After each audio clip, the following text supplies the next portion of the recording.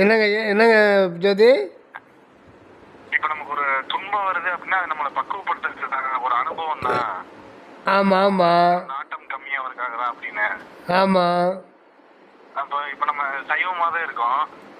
ஆமாம். அப்போ வந்து நம்ம யாரையும் துன்புறுத்துறது இல்லை, அப்புறம் எந்த ஒரு ட்ரிங்க்ஸு அந்த மாதிரி எந்த ஒரு கெட்ட பழக்கம் இல்லை. சரிங்க. அப்படி இருந்தாலுமே இந்த வீட்டில் ஒரு துன்பம் இருந்துக்கிட்டே ஏதோ ஒன்று பண்ணிக்கிட்டே இருக்கு சூழ்நிலை இருக்கு இல்லைங்களா?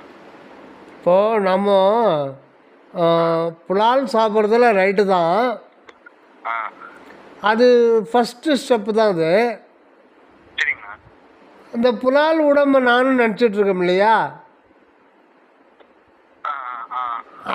அதை எண்ணத்தை விடலையே, அதுவும் ஒரு புலால் தானே. புலால் உணவை விட்டுட்டோம். உணவை விட்டுட்டாலே, புலால் சாப்பிட்றத விட்டுட்டாலே துன்பம்லாம் போய்டுன்னு சொல்ல முடியாது. ஏன்னா கர்மாவை வந்து சைவ சித்தாந்தம் 3ஆக பிரிக்குது. சஞ்சித கர்மா, ஆகாமிய. ஆமாம், அது பழையது வந்து அது ஒன்று இருக்குது. இப்போ நம்ம அதை பழையதுலேருந்து கொஞ்சம்தான் அனுபவிக்கிறோம். அதாவது சஞ்சித கர்மம் வந்து ஆகாமிய கர்மம், அப்புறம் இன்னொன்று சொல்லுவாங்களே பிராப்த கர்மம் தான். முதல்ல பிராப்த கர்மம் தான், அது ஒரு பெரிய மூட்டை. அதிலேருந்து நம்ம கொஞ்சம் எடுத்து தான் இறைவன் நமக்கு இப்போ கொடுக்குறாரு. இந்த நேரத்தில் நாம் வந்து நாமளாக சில இதையும் நன்மை தீமையும் சம்பாதிச்சுக்கிறோம் வாழ்க்கையில் எக்ஸ்ட்ரா. இந்த வாழ்க்கையில் அது எல்லாம் கூட்டி கழித்து அனுபவிச்சது போக மிச்சம் இருக்கிற சஞ்சிதம். அந்த சஞ்சிதத்தில் அந்த பிராப்தம் வந்து அடங்கிட்டு அடுத்தது பிறவிக்கு அது பிராப்தமாக பெரிய மூட்டையாகவே இருக்கும். அது வந்து அந்த மூட்டையை உடைக்கணும்னா நம்ம புற சூழ்நிலையை விளக்கிட்டு நம்ம மேலே வரணும், வேறு வழியே கிடையாது. அதனால் புலால் சாப்பிடாத இருக்கிறது வாய் ஒழுக்கம் தானே. அது வாய் இந்திரிய ஒழுக்கம் தான் அது.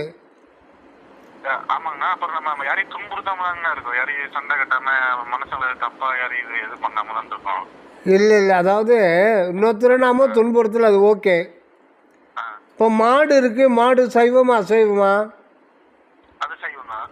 சைவம். அது யாராவது உயிரை துன்புறுத்துதா?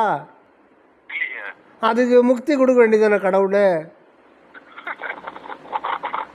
ஹலோ, பாடு மாடுலாம் சைவம், அது யாரையும் துன்புறுத்துறத. அப்போ அதுக்கும் முக்தி கொடுக்கணும் இல்லையா? அப்போ ஏன் கொடுக்கல? நம்ம வந்து ஒரு முதல் கட்டத்திலேயே இதுவே என்னால் முடியும், இதுதான் என்னால் முடியும், இதுக்கு மேலே போக முடியாது, ஆனால் நான் துன்பம் இல்லாத ஒரு வாழ்வில் வாழணுன்னா அது எப்படி இதாகும்? இது வந்து அதாவது எப்படி சொல்கிறதுன்னா, இப்போது மதுரை மீனாட்சி அம்மன் கோயில் இருக்குங்க இல்லைங்களா? முதல் பிரகாரம், 2ஆம் பிரகாரம், 3ஆம் பிரகாரம்லாம் சுற்றி சுற்றி வரும். ஸ்ரீரங்கம் கோயில் கூட அப்படி தான், முதல் கோட்டை அப்புறம் தாண்டி உள்ளே போனால் அதுக்குள்ளே ஒன்று இருக்கும். அந்த மாதிரி நம்ம வெளியிலேயே மட்டும் முடிச்சுக்கிட்டு சுத்தம் பண்ணிட்டு உள்ளே அழுக்க வச்சுருந்தா, அது அழுக்குன்றதுல நம்ம வந்து உண்மையை பற்றிக்கணும். அது நமக்கு மனம் வந்து மற்ற ஜீவராசிகளுக்கு மனம் வந்து சுபாவ குணமாக தான் இருக்கே தவிர அது வேறு எதையும் திங்க் பண்ண முடியாது ஃப்ரீயாக. சூரியனை பற்றி நினைக்க முடியாது, சந்திரனை பற்றி நினைக்க முடியாது. நம்ம ஏன் வந்தோன்னு அது நினைக்குமா? அது நினைக்க முடியாது. அதனால் அது வந்து ஒரு பக்குவத்தில் தான் அது மனமாக அது மலருது. இறைவன் நமக்கு வந்து மனமாக வர்றாரு. அது ஒரு மிகப்பெரிய ஒரு பரிசு. ஆனால் அந்த பரிசை வந்து நம்ம வந்து புலன் இன்பத்தாக மட்டும் வச்சுக்கிறோமே தவிர அதை வந்து ஒரு 0.01% தான் அதை உபயோகப்படுத்துகிறோம். அதுவே நமக்கு பெரிய திருப்தி ஆகுது இந்த உலக வாழ்க்கையில். அது வந்து முழுசாக நம்ம உபயோகப்படுத்துறதில்ல. முழுசாக உபயோகப்படுத்துறதுன்னா நீங்கள் டோட்டலாக வந்து அதை இது பண்ணணும், உபயோகப்படுத்தணும். முதல்ல கேள்வியே இந்த பிரபஞ்சத்தை ஏன் கடவுள் படைச்சாரு? நீங்கள் கண்ணால் பார்க்குறீங்க, இந்த வானத்தை பார்க்குறீங்க, பூமியை பார்க்குறீங்க, கடலை பார்க்குறீங்க, மரம் செடி கொடி சூரியன் சந்திரன் எல்லாத்தையும் பார்க்குறீங்க. ஒரு காக்கா பார்க்குது, ஆடு பார்க்குது, மாடு பார்க்குது, தெருல போகிற நாய் பார்க்குது. அது பார்க்கறதுக்கும் நீங்கள் பார்க்கறதுக்கும் வித்தியாசம் இருக்கணுமா இல்லையா? இல்லையே, நமக்கு இல்லையே. அதே பார்க்குற பார்வை தான் நம்ம போகிறோம். எல்லோரும் ஓடுறாங்க, ஓடிடுறாங்க. எல்லாம் சாப்பாட்டுக்கு போகிறாங்க, ஓடிடுறாங்க. சம்பாதிக்கணும், சொகுசாக வாங்கணும், கார் வாங்கணும், பங்களா வாங்கணும், இதுதான் வாழ்க்கைன்னு சொல்லிட்டு நம்ம நினச்சிக்கிறோம். அது ஏன்னா இந்த பிரபஞ்சம் தோன்றுச்சு? சூரியன் எப்படி இத்தனை கோடி காலமாக ஒளி விடுது? அது மட்டும் எப்படி எக்காலம் விளங்கிக்கிட்டே இருக்குது. ஆனால் அந்த சூரியன் எத்தனை கோடி கோடி கோடி மனித இனத்தை பார்த்துருக்கோம், வழி விட்டு இருக்கோம். அதை பற்றி நினைக்கல. அது எப்படி இதாகுது? அப்படி விஞ்ஞானிகள் ஆராய்ச்சி பண்ணால் கூட அது இயற்கையாக வந்துடுச்சுன்னு சொல்லிட்டு போயிடுறாங்க. அது எப்படி இயற்கையாக வரும்?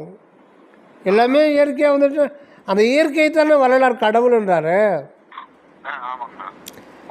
இயற்கையே உண்மையாய், இயற்கையே விளக்கமாய், இயற்கை இன்பமாய், வள்ளலார் சொல்கிறது இயற்கை தான் கடவுள். ஆனால் நான் நினைக்கிறோம் செடி கொடி மரம் வானம் கடல் இதெல்லாம் இயற்கை நினைக்கிறோம். அது இயற்கையின் செயற்கை. எல்லாமே ஒரு ஆற்றல் களமாக தான் இருக்குது. இதெல்லாம் யோசனை பண்ணோம். இதெல்லாம் என்ன, ஏன் வந்துச்சு, எப்படி வந்துச்சு? இந்த பிரபஞ்சத்தில் எடுத்த உடனே மனிதன் வந்து கார் ஓட்டிக்கினா வந்தான்? ஆதி மனிதன் எப்படி வாழ்ந்துருப்பான்? காட்டில் வாழ்ந்துருப்பான். அடையெல்லாம் இதெல்லாம் படிச்சிருக்கோம் இல்லையா? இதெல்லாம் ஏன் படித்தோம்? மார்க் எடுக்கிறதுக்காக தான் படித்தோம். சிந்திக்கிறதுக்காக படிக்கலையே நம்ம. அப்போ நம்முடைய ஆதி மூதாதையர்கள்லாம் எப்படி எப்படிலாம் வாழ்ந்தாங்க, எப்படி எப்படிலாம் இறந்தாங்க. இன்றைக்கி நாம் இந்த நிலைக்கு வரணும்னா இந்த உலகம் பரிணாமம் ஆகிட்டே இருக்கு இல்லையா? ஒரு டைமென்ஷன் ஒன்றுக்கு போயிட்டே இருக்கு.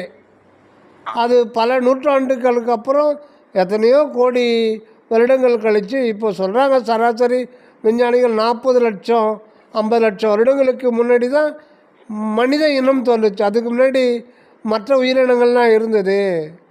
மனித இனம் தோன்றி 40-50 லட்சம் ஆயிடுச்சுன்னா இந்த 40-50 லட்சத்தில் இப்போ கடந்த ஒரு 200 ஆண்டுகளாக தானே விஞ்ஞானம் வளர்ந்துருக்கு. அது கூட அதிகமாக தான். நம்ம கிராமங்கள் எடுத்துக்கிட்டால் 50-60 வருஷத்துக்கு முன்னாடி என்ன தொழில், இந்த பயிர் தொழில், நெசவு தொழில், கட்டட தொழில், இந்த மாதிரி தான் ஒரு 100 வருஷத்துக்கு முன்னாடி இருந்தது. அப்போ இன்றைக்கி காலகட்டத்தில் இதெல்லாம் வந்து இந்த பரிணாமம் எங்கே கொண்டு போகுது? எல்லாமே இயற்கையாக தான் நடக்குது.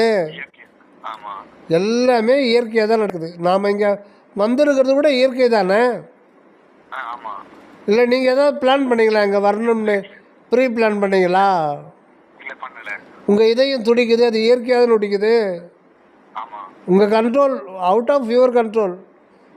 நுரையீரல் சுவாசிக்குது, கிட்னி எல்லாமே இயக்கத்தில் இருக்கே. இது ஏன்னு நம்ம பார்த்து கேள்வி கேட்குறோமா?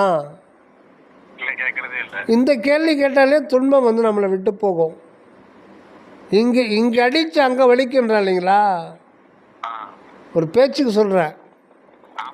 நீங்கள் விசாரம் பண்ண துன்பம் வந்து கொஞ்சம் கொஞ்சமாக நம்மை விட்டு விலகிடும், சூழ்நிலை மாறிடும்.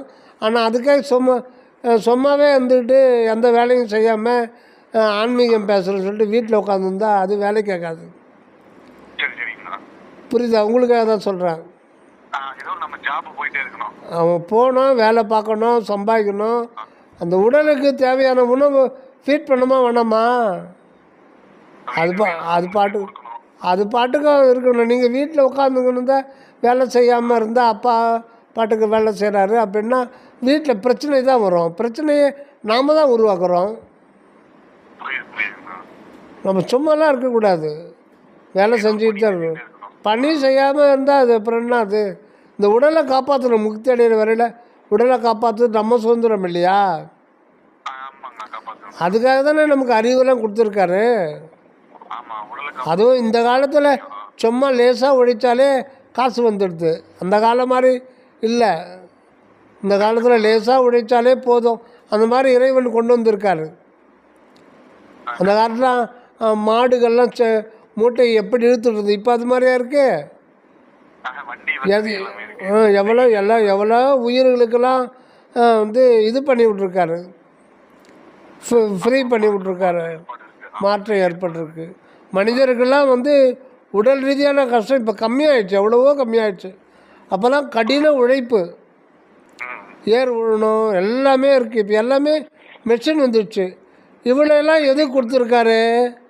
எது கொடுத்தாருன்னா, நீ லேசாக உழைச்சாலே போதும், எளிமையாக வாழ்ந்து ஆடம்பரம்லாம் வாழ்ந்து நம்ம கவனத்தெல்லாம் வந்து உண்மையை உணர்ந்து அந்த ஆண்டவருடைய திருநோக்கம் என்ன, நாம் எதுக்காக வந்திருக்கோம் அந்த வேலையை முடிச்சுக்கணும். உழைக்காமே இருக்கக்கூடாது. எருது மாதிரி உழைச்சிக்கிட்டு சாப்பிட்டு தூங்கிக்கின்னு கடைசியில் வியாதி நொந்து சாகவும் கூடாது. அதனால் உழைக்காமல் இருந்தால் அது வந்து இறைவனே எப்போ முயற்சியில் தானே இருக்கார். அப்புறம் நாம் முயற்சி செய்யாமல் இருந்தால் நம்ம தேவைக்கு, நம்ம பெற்றோர்களுக்கு, நம்ம இருக்கிறவங்களுக்கு நம்ம ஃபீட் பண்ணுமா வேணாமா?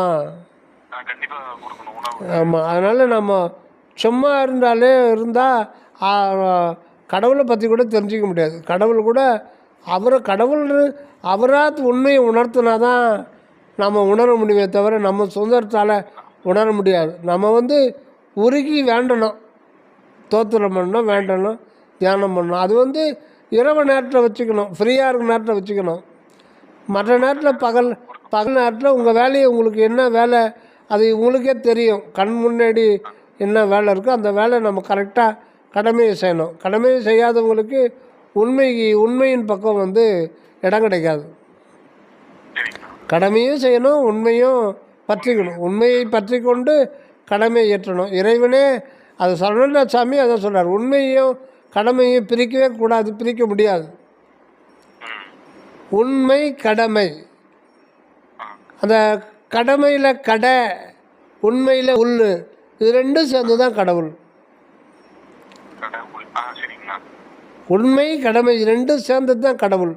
மெய்ன்றது பொதுவாக இருக்கும், உண்மையில் உள்ளு, கடமையில் கடவுள். அப்போ புறநிலை எப்போவுமே இயக்கத்தில் தானே இருக்கு. பூமி சுற்றிக்கிட்டே இருக்குது.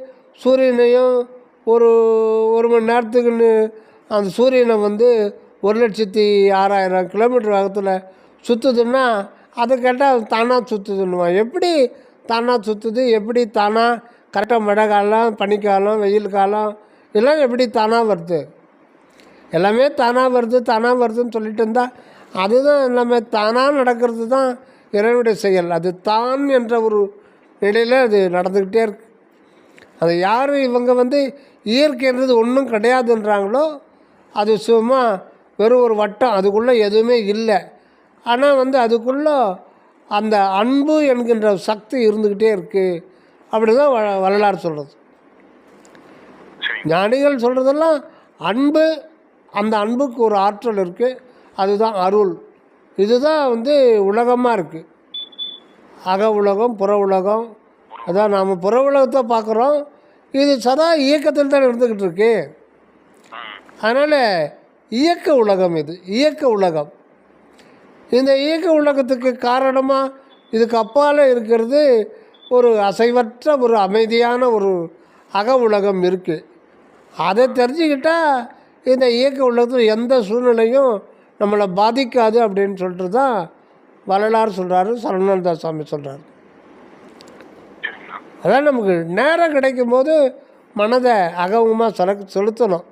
கிடைக்கும் போதுன்னா அது எப்போ கிடைக்குதோ அப்போன்னு இல்லை, நம்ம உருவாக்கிக்கிட்டால் அது இன்னும் நமக்கு நேரம் அதிகமாக கிடச்சிக்கிட்டே இருக்கும். அந்த மாதிரி தான் நாம் இது பண்ணணும். அதனால் துன்பம் வந்து இன்பம் துன்பமும் வந்து நம்ம தேகநிலையில் இருக்கும்போது தான் இருக்குமே தவிர அதை கடந்து உள்ளே போகும்போது இன்ப துன்பம் பாதிக்காதுன்னு வள்ளல் பெருமான் இங்கீத மாலையில் சொல்கிறார். அந்த ஒரு பாடல் என்ன சொல்கிறாரு, இறைவன்கிட்ட கேட்குறாரு, இறைவன் பதில் சொல்கிறார். அப்போ வான்தோய் பொழில் சூழ் ஒற்றியுளிர், வான்தோய் பொழில் சூழ் ஒற்றியுளிர், திருவொற்றியூரில் பாடல் இயற்றுந்து இங்கித மாலை 165 பாடல். வான்தோய் பொழில் சூழ் ஒற்றியுளிர் வருந்தாது அணைவேனோ என்றேன். கடவுள்கிட்ட பார்த்து திருவொற்றியூர் தியாகராஜ பெருமான் தனக்குள்ளே தான் பார்க்குறாரு. அவர் கேட்குறாரு, நான் வந்து வருத்தப்படாது உன்னை வந்து சேர்வேணும் அப்படின்னு நம்ம உலகத்தவர் சார்பாக கேட்குறார். உலகத்தில் இருக்கிறவங்களும் எவ்வளோ வருத்தப்படுறாங்க. உலகிலேயும் சரி, அந்த அகமார்க்க மாசு போனவங்க இந்த மனதை அடக்க முடியாது எவ்வளவோ கஷ்டப்பட்டுருக்காங்க. காட்டுக்குள்ளே போய் கடினமாக தவம் ஏற்றிருக்காங்க. ஏன்னா இப்போல்லாம் சத்விசாரம், சுத்த சன்மார்க்கம் உதிக்கிறதுக்கு முன்னாடி சரியான முறையில் சத்விசாரம் கிடையாது. அதனால் வாசி யோகம், மூச்சு கும்பகம் செய்து அத்தை பண்ணுறது இத்தை பண்ணுறதுன்னு ஏகப்பட்ட தவம் பண்ணி ரொம்ப கஷ்டப்பட்டுருக்காங்க அந்த மனதை அடக்கிறதுக்கு. அவங்களுக்கு சரி, உலகில் இந்த சாப்பாட்டுக்காக எவ்வளோ கஷ்டப்பட்டுருக்காங்க. நல்ல வாழ்வு வாழணும்னு அது எல்லாராலையும் வந்து சில பேருக்கு ஈஸியாக கட்டுது, சில பேர் கடினம் பாடுபட்டால் தான் அது நடக்குது. அதனால் 2 பேருக்கு சேர சொல்கிறார். 2 பேரும் வந்து சேர வேண்டிய இடம் அந்த தன்னுடைய உண்மை நிலைக்கு தான் வரணும். அதனால் வருத்தப்படாது வந்து சேர்வேணும் அப்படின்னு கேட்குறார். வருந்தாது அணைவேணும் என்றேன் ஊன் தோய் உடற்கு என்றார். ஊன் தோய் உடற்கு என்றார். இது எப்படின்னா, வருத்தப்படாது அனைவரும் எல்லோருடைய கஷ்ட நஷ்டங்கள்லாம் வர்ணிக்க முடியுமா? வாழ்க்கையில் ஒருத்தன் படுற கஷ்டம் எல்லாத்தையும் அடக்கி பாவம் நமக்காக சொல்கிறாரு. வருத்தப்படாது அணை வேணும்னா ஊன் தோய் உடற்குன்னு ஷார்ட்டாக சொல்லிட்டார். இந்த வடிவேலு ஒரு படத்தில் தோசை போட்டு வர சொல்லுவான் தெரியுங்களா? ஒரு கொட்டாங்க சேர்த்துக்கோ, இது தடையோ, வெங்காயம் பொடியாக அரைஞ்சிக்கோ, அத்தை போடு இத்தை போடுன்னு சொல்லிட்டு அரை மணி நேரம் சொல்லிட்டு இவன் கற்றுவான், அண்ணனுக்கு ஒரு ஊத்தாப்பம்ட்டு. அட பாவி, அரை மணி நேரமாக விளக்க சொல்கிறேன், நீ அண்ணனுக்கு ஒரு ஊத்தாப்புன்னு கற்று போகிறேன்ட்டு. அந்த கதையாக ஒரே ஒரு வார்த்தையில் சொல்லி போகிறார், ஊன் தோய் உடற்குன்னு. சாமி ஐயா, ஒன்றுமே புரியலையே. ஊன் தோய் உடற்கு அப்படின்னா என்ன? அதுக்கு என்ன அர்த்தம்னா, தெரிய உரைப்பீர் என்றேன். எனக்கு ஒன்றும் புரியல. ஊன் தோய் உடற்கு, உடல்ன்றது நீ புரியுது, ஊனுன்னா மாமிசம், மாமிசத்தினாலான இந்த உடம்புக்கு அப்படின்னு சொல்லிட்டு சொல்கிறாரு. இருந்தாலும் புரியல. அப்போ தெரிய உரைப்பீர் என்றேன் சார்ந்தோர் உமது மரபு ஓர்ந்து தரித்த பேர்க்கு தகாது என்றே ஏன்றோர் மொழி தந்து அருள்கின்றார் இதுதான் சேடி என்னேடி அப்படின்னு அந்த பாடல். அப்போ என்ன சொல்கிறாரு? அப்போ கூட மறைமுகமாக தான் மறுபடியும் சொல்கிறார். ஊன் தோய் உடற்கு நீ எனக்கு ஒன்றும் புரியலன்னா இன்னும் மறைமுகமாக தான் சொல்கிறாரு. இதை சர்வானந்த சாமி விளக்கம் கொடுக்குறதுனால நாமளால புரிஞ்சிக்க முடியுது. இல்லைன்னா நமக்கு நம்ம மண்டையில் ஒரு அறிவு இருந்தால் அதில் புரிஞ்சிக்கிறதுக்கு. அப்புறம் தெளிவாக கொடுக்குறாரு. என்ன சொல்கிறாரு? சான்றோர் உமது மரபு ஓர்ந்த தரித்த பேர், அந்த பேருக்கு நீ சொல்கிறிய வருந்தாது அணைவேணும், அந்த கேள்வியை நீ கேட்கப்படாது. ஏன்னா சான்றோர் அந்த தமிழ் ஞான சித்தர்கள் உன்னுடைய குலத்துக்கு என்ன பேர் வச்சுருக்காங்க? மனிதன் பேர் வச்சுருக்காங்க. ஆடுன்னா ஆடு தான், மாடுன்னா மாடு, குரங்கு, பன்னி, கோழி, கொக்கு, இதுக்கெல்லாம் அர்த்தம் கிடையாது. அந்தந்த ஒரு உயிரினமும் ஒரு தனி இதில் இருக்கும். அதை வச்சு அது ஒவ்வொன்றும் நமக்கு வந்து ஒரு ஒரு பாடத்தை கற்றுக் கொடுக்குது ஒவ்வொன்றுமே. இருந்தாலும் அதுக்கு ஸ்பெஷல் அர்த்தம் கிடையாது. ஆனால் கொக்குன்னா கொக்கு தான், ஆடுன்னா ஆடு தான். இல்லைன்னா நம்ம ஆடணும், இன்னொரு அர்த்தம் பண்ணலாம். மற்றபடி பன்றின்னா பன்றி தான். வேறு என்ன அர்த்தம் இருக்குது அகராதியில் பன்றிக்கு? ஒன்றும் இல்லை. முயல்னா முயல் தான், இல்லை முயற்சி செய், அப்படி தான் வரும். ஆனால் மனிதனுக்கு வேறு அர்த்தம், ஒரே அர்த்தம் இருக்குது. அது வந்து என்ன அர்த்தத்தில் சொல்லியிருந்தாங்க அப்படின்னா, அது வந்து ஒரே ஒரு வார்த்தை இல்லை, மண் ப்ளஸ் இதன் மனிதன். இன்னொன்று மண் ப்ளஸ் நிதன் மனிதன். 2 வகையில் அதை பிரித்து பொருள் கொள்ளணும் அப்படின்றாரு சரவணானந்த சாமி. இதை மறைமுகமாக தான் சொல்கிறார். வரலாறு வந்து அவருக்கு புரிஞ்சிடுச்சு. ஆனால் நமக்கு வந்து இலைமறை கையாக சொல்கிறார். மனிதன் ஏன் பேர் வச்சாங்க? மண் அப்படின்னா நிலைத்த நித்தியமான, இதன் அப்படின்னா இதம் சுகம் அப்படின்ற ஒரு வார்த்தையில் வந்தது தான் இதன். அதாவது நிலையான சுகத்தை அனுபவிக்க வந்தவன் தான் நீ. மனிதன்.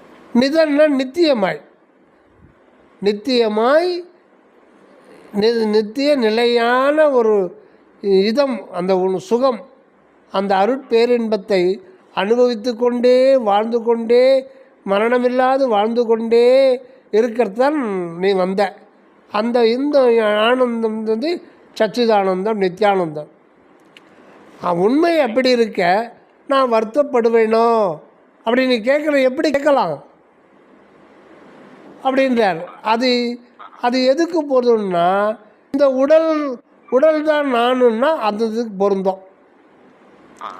அதான் ஊன் தோய் உடற்கு. நீ கேட்குற கேள்வி எதுக்கு பொருந்தும்னா, தேகமே நானுன்னு நினச்சிட்டு இருந்தேன்னா அது அப்படி தான். இந்த தேக நிலையில் இருக்கும்போது இதில் இருக்கிற 5 புலன்கள் இன்பத்தை கொடு அப்படின்னு நம்மளை தூண்டி விடும். அப்புறம் இன்பத்தை அனுபவிக்க போய் அது முடிவில் அது துன்பமாக மாறிடும். அது இந்த தேகத்தினுடைய இயல்பு. இந்த மாமிச உடலில் நீ பொருந்து இருக்கிறதுனால்தான் வருத்தப்படாத அனைவனும்னு கேட்குற. ஆனால் மனிதன்றது உன்னுடைய காரண சரீரம், ஆன்மா. நீ அகவடிவத்தில் உனக்கு இன்பமும் துன்பமும் அதனுடைய தாக்கம் ஒரு அணுவளவு கூட உள்ளே வர முடியாது. அந்த நிலையில் உன்னுடைய அழியாத நித்திய அகவடிவம் இருக்குது. அப்படி இருக்கும்போது நீ எப்படி இந்த கேள்வி கேட்கக்கூடாது அப்படின்றார். இந்த கேள்வி கேட்குறதுக்கு பொருத்தமே கிடையாது. நீ கேள்வி இப்படி கேட்குறன்னா நீ இது தேக உணர்வில் இருக்கிற அப்படின்னு தான் அர்த்தம். நீ வந்து இந்த உடல் தான் நான் நினைக்கிறதுனால அது கேட்குற. அது உடலுக்கு அப்படி தான், அது ஒன்றும் பண்ண முடியாது. அதுக்கு சரவணதாஸ் சாமி இந்த உடலுக்கு 3 வகையான பேர் உண்டு தமிழில். உடல், தேகம், காயம். காயம்னா காய்தல், காஞ்சி போயிடும். இல்லைடா காஞ்சி போன மாதிரி மாறிட்டுக்கிறேன்னு சொல்லுவாங்க.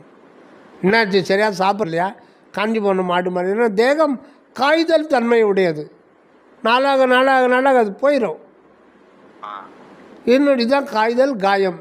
தேகம்னா தகிக்கும் தன்மை உடையது. என்னுடைய இயல்பு நெருப்பில் போட்டு தகிக்கிற மாதிரி நம்மளை பல வகையான துன்பங்களில் வந்து நம்ம வாட்ட விடும், தகிக்கும் தன்மை உடையது.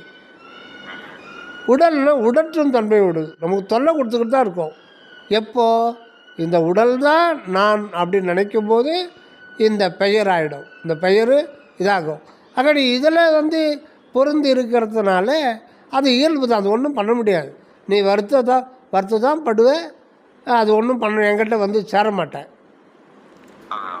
அதுன்னு சொல்கிறேன். அதனால் நம்முடைய இயற்கை வந்து ஆனந்தம்தான், நம்முடைய இயற்கை ஆனந்தம்தான். அது நம்ம புறநிலையில் இருக்கிற வரையில் அது தெரியாது. அகநிலைக்கு வரணுன்ற பொழுது தான் அது தெரியும். அதனால் நம்ம அகநிலையை பற்றி அறிகின்ற ஒரு ஆய்வை வாழ்க்கையில் அது ஒரு பகுதியாக வச்சுக்கணும்னா அது வந்து கொஞ்சம் கொஞ்சமாக துன்பங்கள் தானாக விலகிடும். அந்த மாதிரி தான் துன்பத்தை விளக்க முடியும். மற்றபடி நம்ம வந்து வேறு எந்த மந்திரம் சொல்கிறதுனாலையோ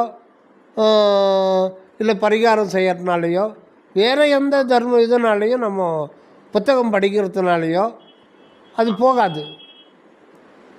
நான் அருட்பாக படிக்கிறேன், எனக்கு வந்து தலைகீழாக பாடம் தெரியும்னா அதனாலேயே போயிடாது. ஏன்னா நீங்கள் அருட்பாக படிக்கிறீங்கன்னா அதனுடைய தகவல் சில பேர் படிக்கிறாங்க, டெய்லி 2 முறை கூட படிக்கிறாங்க. அது பிரயோஜனம் என்ன? அதான் சாமியை சொல்லுவார், அகவல் வந்து ஊர்ந்து போனோம், எறும்பு எப்படி ஊர்ந்து போகுது மெதுவாக, அந்த மாதிரி ஊர்ந்து போய் பொருளை உணர்ந்து அந்த மெய்ப்பொருளை தெரிஞ்சுக்கணும். அதனால் நம்ம பாராயணம் பண்ணி நம்ம கடமையை முடிக்கிறது அதுக்காக நமக்கு கொடுக்கல. அது மற்ற சமய மதங்களில் இருக்குது,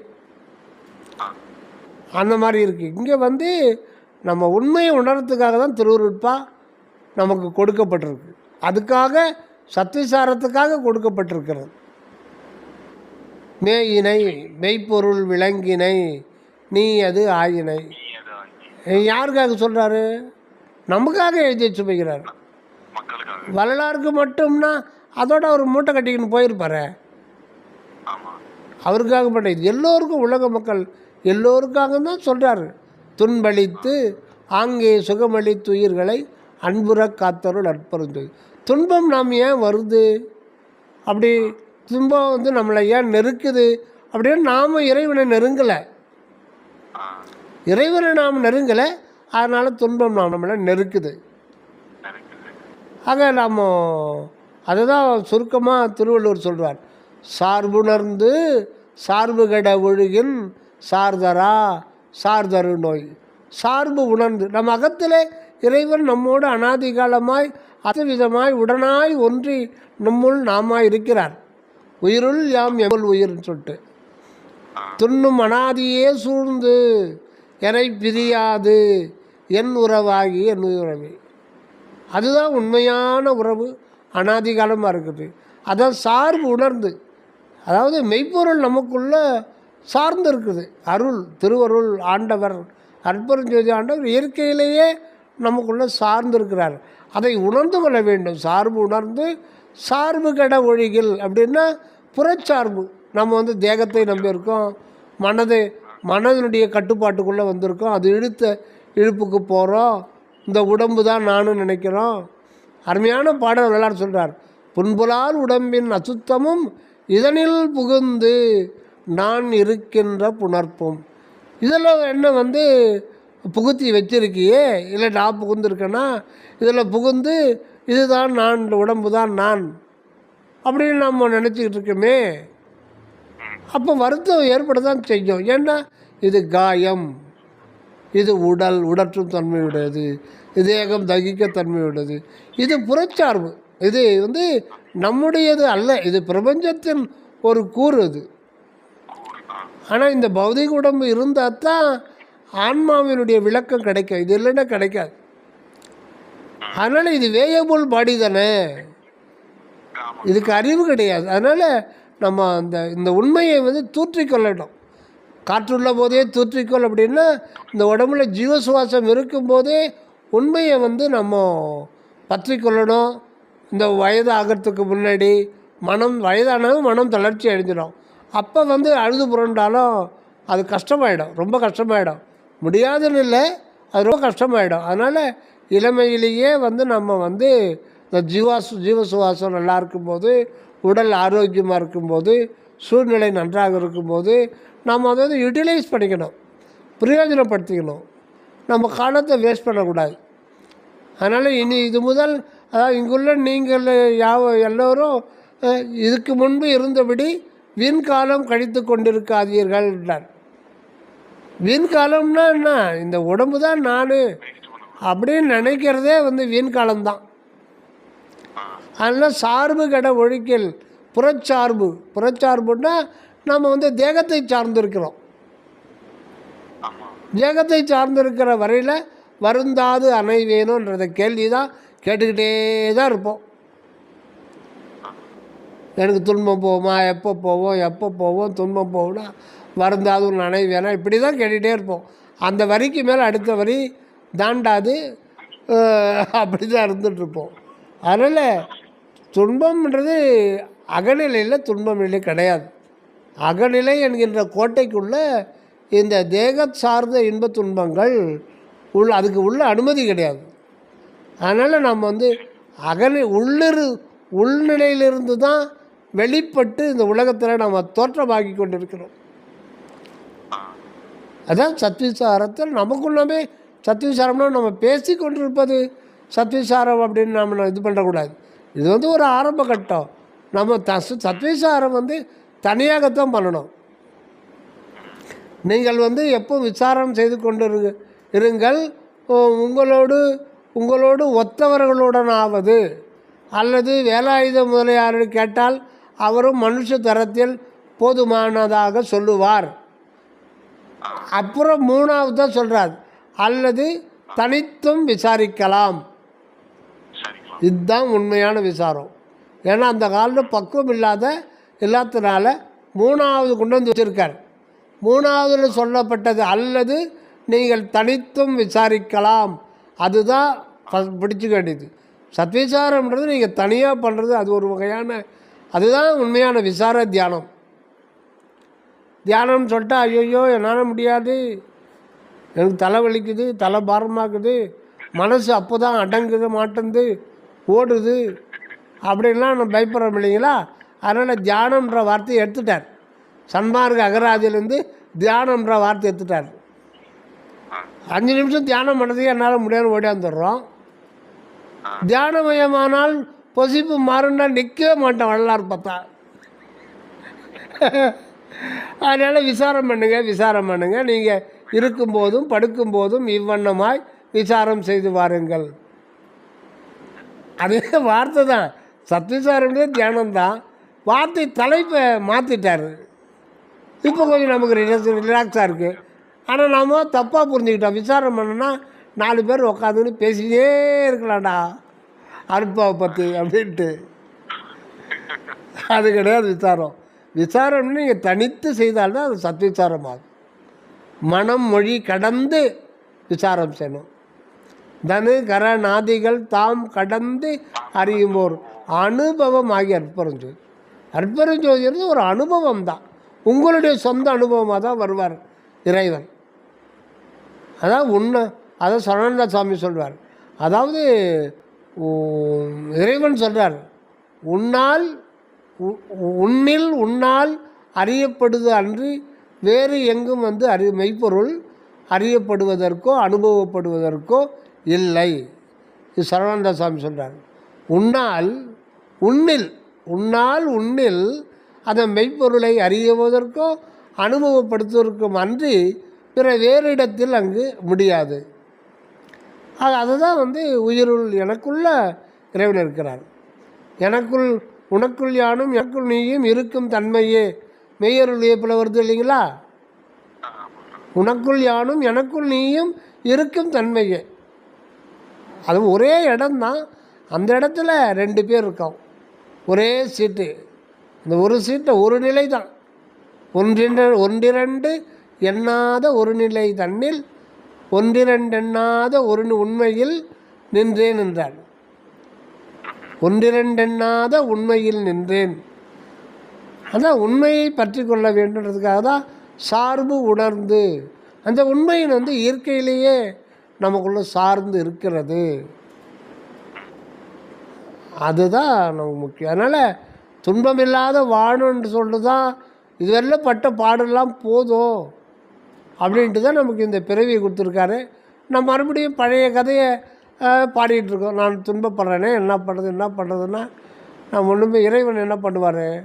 துன்பமில்லாத வாழ்தான், நீ வந்திருக்கே அது விசாரம் செஞ்சு நீ உள்ளே வந்துருன்றாரு. சூழ்நிலையில் துன்பப்படுற நீ உள்ளே வந்துருப்பா. இப்போது நான் ஒரு 10 வருஷத்துக்கு முன்னாடி ஏதோ ஒரு ஊருக்கு போனேன். அது இன்னும் ஞாபகம் இருக்குது.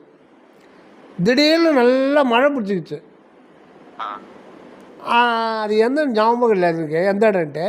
சரியான மழை திடீர்னு பிடிச்சிக்கிச்சு. அது வீட்டு இந்த பழைய வீடு தான், அந்த கிராமத்தில் இருக்கிற வீடு தான் அது டவுனில் இருந்த அந்த வீட்டில் நல்லா இருந்தது. அது கேட்டாண்டே வெளியிலே நின்னேன். சாரல் அடிச்சுது. அதை வீட்டில் ஒரு அம்மா திடீர்னு மழை பெய்யுதுன்னு வெளியில் பார்த்து, தம்பி வாங்க உள்ளே கொஞ்சம் வந்துடுங்க, சாரல் அடிக்குதில்ல, உள்ளே வந்துடுங்க, ஏன் வெளியில் நிற்கிறீங்க, சாரல் அடிக்கும், நனைஞ்சு போயிருங்க, மழை விட்ட பிறகு போங்க அப்படின்னு சொல்கிறேன். அந்த அம்மா உள்ளே வந்துடுங்க சாரல் அடிக்குது. அது எல்லாம் இப்போ கூட அது ஒழிக்குது. அது என்னவோ வள்ளலார் சொல்கிற மாதிரி உள்ளே வந்துருப்பா, வெளியில் இருந்தால் துன்பந்தான் இருக்கும். உள்ளே வந்துருப்பா. இல்லை நான் துன்பப்படுறேன்னு நான் விருப்பப்பட்டால் அதுக்கு என்ன பண்ணுவார் பாவம் அவர்? சரியா? சரி. அகத்தை நோக்கி உள்ள போனா மட்டும்தான், தேக உணர்வை கடந்தா மட்டும்தான் எல்லாமே சாத்தியம். அகத்தை நோக்கி உள்ளே போகக்கூடாது. ஏற்கனவே நாம் அகத்தில் தான் இருக்கணுன்ற அந்த நிலையை நம்ம உணர்ந்து கொள்ளணும். புறத்திலிருந்து உள்ளே போகவே முடியாது. அப்படி போகிறதுக்கு அங்கே அனுமதியே கிடையாது. ஏற்கனவே நாம் உள்ளே தான் இருக்கிறோம். புறத்திலேருந்து உள்ளே போனால் அந்த ஏன் நீங்கள் உள்ளே போகணும்? நீங்கள் புறத்தில் இருக்கிறது உண்மை அப்படின்னா இதிலேயே இருக்க வேண்டியது தான். நீங்கள் புறத்தில் இருப்பது தான் உண்மை என்றால் இங்கிருந்து அங்கே போனோம்னா அது என்றைக்குனாலும் வெளியில் ஒரு சண்டை வந்துடும், வெளியில் தள்ளி விட்டுரும். திடீர்னு புருஷன் முன்னாடிக்கு சண்டை வந்துச்சானா டைவர்ஸ் பண்ணி வெளியில் தள்ளி விட்றால, ஆமா. அந்த மாதிரி புறத்துலேருந்து உள்ளே போனால் அது என்னையான ஒரு நாளைக்கு திருப்பி வெளியில் தள்ளி விட்டாலும் தள்ளி விட்ருவோம். ஆனால் இயற்கை அப்படி கிடையாது. ஏற்கனவே நாம் உள்நிலைன்றது நமக்கு உரிமை தான். அது இறைவனுக்கு உரிமை, நமக்கு உரிமை. அதுதான் பொது உணர்வுன்றார். அதுதான் அருள். உள்நிலைன்றது அருள், அது பொது உணர்வு. பொது உணர்வு உணரும் போதலால் பிரித்தே அது எனில் தோன்றார் பெருஞ்சோதி. நீங்கள் வெளியில் இருக்கிற மாதிரி நம்மளாக கற்பனை பண்ணிவிட்டு உள்ளே வரணும்னா அந்த தாப்பா உள்ளே போட்டுடுச்சு. அது திறக்கவே முடியாது. யார் திறக்கிறது?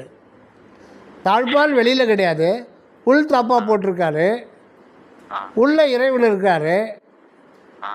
இறைவன் திறக்க மாட்டார். அப்போது எப்படி பண்ணுவீங்க?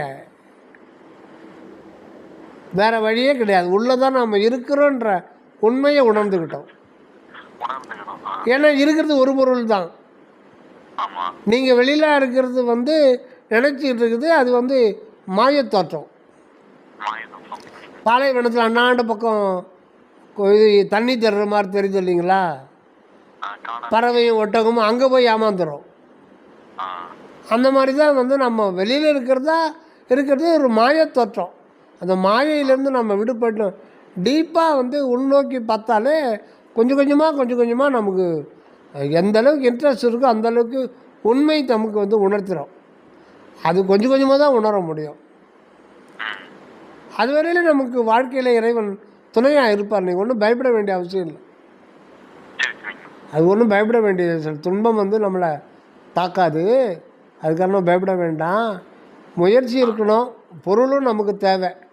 அருளும் பொருளும் அளித்து உலகாலும் பிரணவன் பாதம் பிடி. இது அவை குரலை இதில் வரும் ஒரு குரலை.